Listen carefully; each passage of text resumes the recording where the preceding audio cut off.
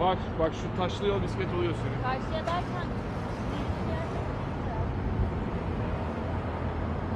neyse dur fark eder ki ya. Neyse diğer tarafına gidelim. Tamam böyle gitmeniz gerekiyorsa gidin.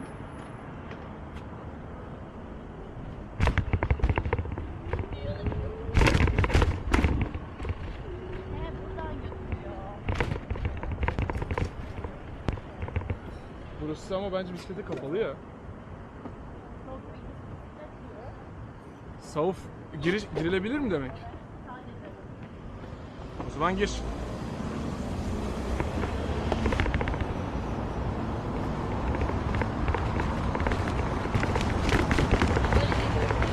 Hadi go.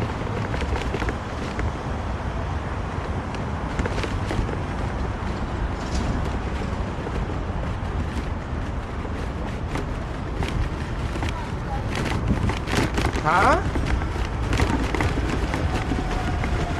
Sağdan gitseydin hayatım. Ne? Şuradan gitseydin sen. Zaten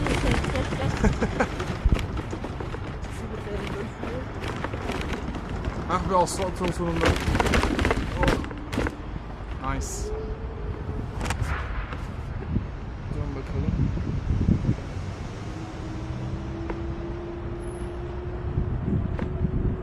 Evet, görüldüğü üzere insanlar koşuyor. Sportif bir pazartesi.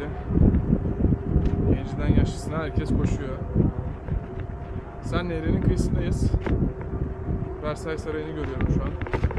Az önce de Notre Dame Katedrali'ni görüyorduk. Ben şu an hala gözüküyor sol tarafta. Vinçleriyle birlikte. Sesim geliyor mu acaba hiç bilmiyorum. Ben konuşuyorum öyle de bakalım. En kötü altyazı eklerim. Demin bize harika bir yoldan götürdü.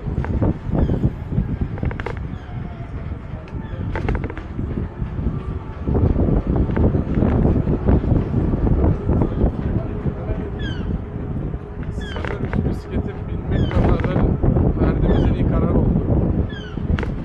Yani en güzel noktalarını güzel bir şekilde hızlı görebiliyoruz. Kaydediyor. Size gösterebiliyor.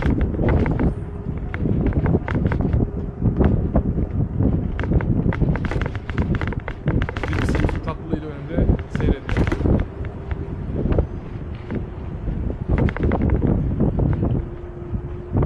Silik kokusu basıyor ara ara. Onun dışında bence bir sıkıntı yok.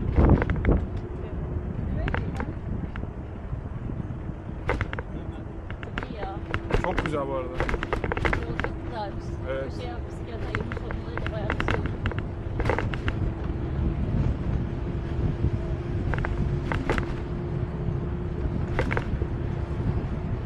Deli havalar Çok çok iyi bu arada.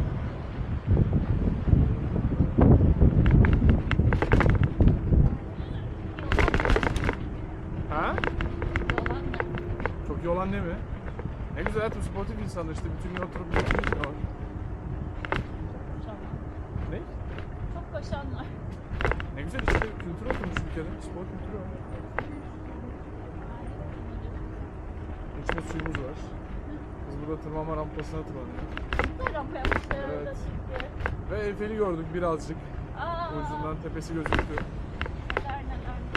Aa, yerler boyanıyor. Yerler boyanıyor şu an. Bununla Aa, şey için, olimpiyat için bakıyorlar. olimpiyat için ön hazırlıklar görmektesiniz. Abiler boyuyor buraları. Güzel güzel. Şöyle boyasından gitmeden götün bu taraftan gitmeye çalışalım. Ama yani şov yapıyor. Çok güzel olmuş.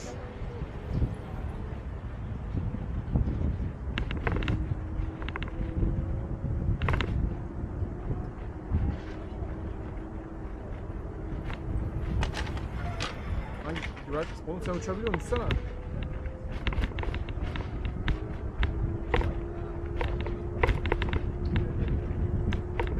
Dedim iyi ki bisikletle geldik ha. Çok güzel oldu. Bu yolda mı daha gideceğiz böyle bayağı? Evet. Kilometre yolumuz var böyle. Aa, evet, bebişler burada bir etkinlik yapıyor.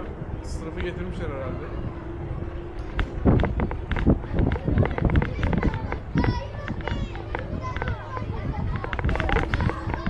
Kutu kutu pense.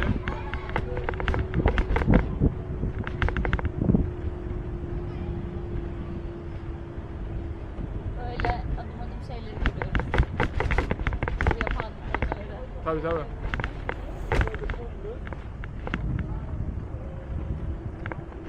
Tünelden mi gideceğiz?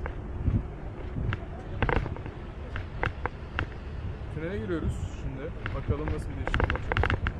Hayatımızda. Oo, bol